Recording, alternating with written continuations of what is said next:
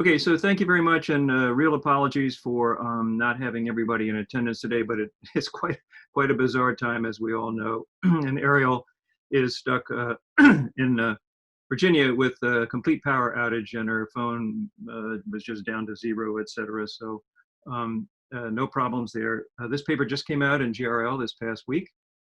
So I try to summarize what we're thinking here. So we're trying to look at the roughness properties of circumpolar lunar craters and look at the implications for the timing of the delivery of water ice to the moon. And most of you know this is a really hot topic now because, in fact, the Artemis program is programmed to land the first woman and the next man on the moon by 2024. So we're all excited about this, and we're trying to figure out what kind of resources we're going to be able to find, and also unlock the secrets of really the volatile budget and volatile history of not only the moon, but the inner solar system. So water ice on the moon is really well mixed. We know that. We also know that it's patchy distribution. These are kind of distributions of south polar water ice, for example.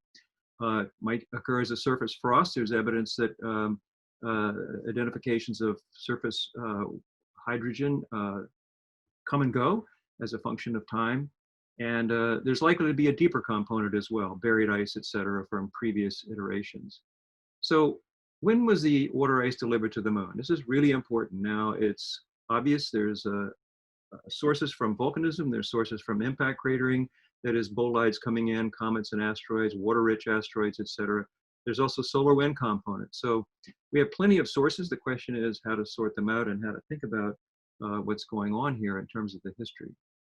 So what Ariel and her colleagues have been doing is to take a look at the characteristics of the craters particularly in the south polar region, in the south circumpolar region, and look at their characteristics and try to understand, in fact, how the distribution of identified surface and near surface ice varies as a function of geological environment and thus the time. So in a previous paper in Icarus, she and her colleagues were able to show, in fact, that large ice-bearing southern craters are greater than 3.1 gigayears, and that these, in fact, obviously, they do have ice in them. Now, when the ice was delivered, obviously the ice was not delivered prior to that time, so this puts essentially a lower limit on the distribution of this ice. The ice had to come in to the either contemporaneous with those craters or afterwards. So that's the first basis. Now, we also know that Mare volcanism can deliver volatiles to the surface from internal sources. This would have not been a big deal a couple of decades ago, but the finding by Alberto Sol and his colleagues have shown that, in fact, the Mare volcanic lava flows, particularly the picrites, are rich in water. And in fact, that was a contribution. And Deborah Needham and David Kring published a paper in 2017 where they identified essentially and estimated the amount of volatiles coming out of these Mare volcanic activities, and pointed out that there's a significant amount that could come out. They even postulated that there might have been a transient atmosphere that might have lasted of the order of maybe 50 to 100 million years, and that would facilitate it would facilitate the transport, if you will, of these volatiles to the pole. So that's. Hey, Jim, I'm sorry to interrupt. Did you intend to be moving through your slides? Because we're still on the title slide. You're kidding me. Okay. Yeah, I'm moving through my slides right now. Okay, all we see is the title slide. It looks like you're presenting it in a PDF viewer. I am PDF viewer because I don't have the PowerPoint. So it looks like there's a scroll bar on the side, Okay. and you might be able to use that to scroll down. Okay, got it. Okay, so that's disappointing. Okay, got it. I'm going for the scroll bar. I do see your mouse, but it's not moving. No, I see the scroll bar, and I'm going to do that as bizarrely as it comes. Okay. Okay, so this is the distribution of water ice, well mixed. We still see the same thing. Okay, that's not good. Jim, are you sharing just the Adobe PDF application, or are you sharing your entire screen? That's a good question. Mine's paused. Okay. It says my screen sharing is paused. Is that on your end or is that mine? I'll just do resume share. Okay, are you seeing it now? Yes. Okay, copy that. So we see slide 2. Okay, excellent. Well, I'm just going to race through these so we get to where we were going here. So well mixed, patchy, surface frost. We talked about the different distributions. And now that's interesting because, okay, how am I going to do that? Okay, so how is water ice delivered? Age of Ice can provide insight into the source. Okay, so we talked about this briefly, that Ariel in 2020 in a paper and our colleagues showed the formation of large ice-bearing craters, that the ice was, their age and the ice is in these is detected from orbit. And so this puts a lower limit on this. And the ice either had to come in concert with these or later.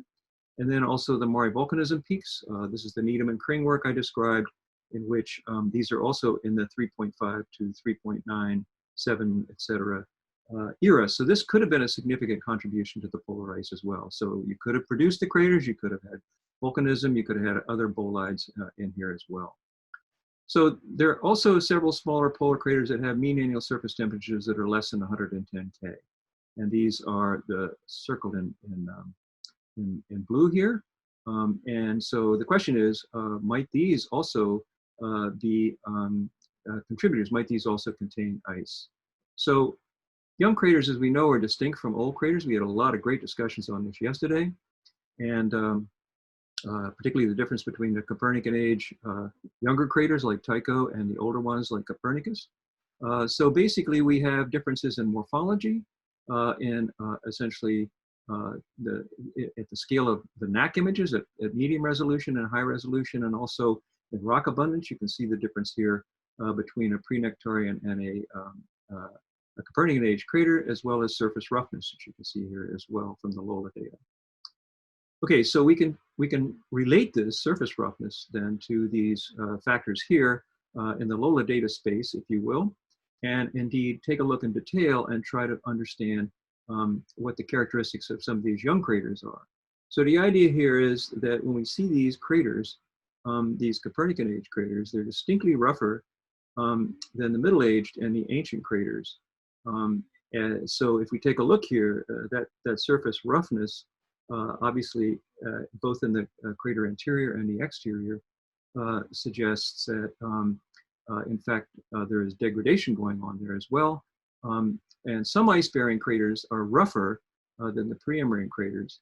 And you can see here that indeed we consider the ice-bearing roughness to be a minimum due to the smoothing effects of mass wasting, the presence of frozen volatiles, crater walls, and small crater degradation. So if we take a look at this then, there are no ice-bearing craters with a Copernican-only domain in roughness space.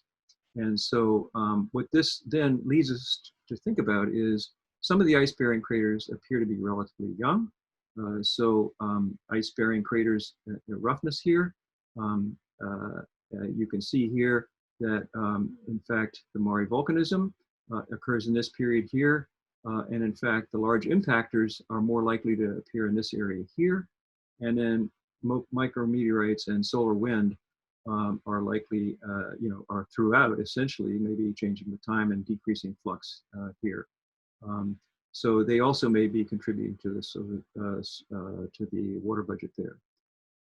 So we find that the distribution of ice-bearing craters is skewed towards roughness values that are higher than those of Preambrian craters. And all the 15 rough permanently shadowed craters that are found within Copernican-only domains lack water detection. So this would strongly suggest that most of the ice is, in fact, not being in place today, but in fact is being in place in past times.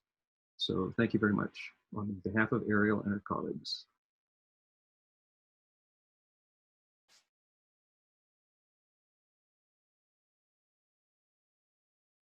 Sorry, it took me a moment here to unmute myself. Thank you, Jim, very much for a wonderful talk. This is really great results. I will now open it to any questions.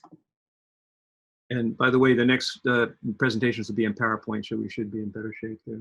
Excellent, thank you.